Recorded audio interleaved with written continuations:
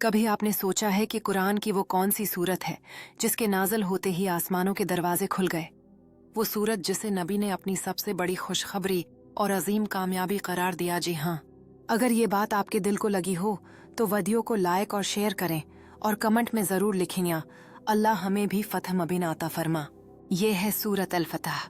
जब सलह हदीबिया का वाक़या पेश आया और सहाबा कराम हैरान थे, तब अल्लाह ताला ने फरमाया, इन्ना फतहना लका फतहन मुबीनन, बेशक हमने आपको खुली हुई फतह अता फरमाई है। जब ये सूरत नाजिल हुई तो हुजूर के चेहरे पर ऐसी खुशी और रोशनी जाहिर हुई जो सहाबा ने पहले कभी न देखी थी। सूरत अल फतह की तलावत से दिल को सुकून मिलता है, मुश्किलात में अल्लाह की मदद नसीब होती है और कामयाबी के दरवाजे खुलते हैं। मशाइख फरमाते हैं, अगर जिंदगी में कोई बड़ी रकावट या मुश्किल आ जाए तो सूरत अल फतह को बार बार पढ़ा जाए, अल्लाह ताला अपनी रहमत और फतह अता फरमाता है। अगर आप भी अपनी ज़िंदगी में अल्लाह की मदद और दिल का सुकून चाहते हैं तो आज ही से सूरत अल फतह को अपनी रोज़ाना की तलावत में शामिल कर लें। दोस्तों,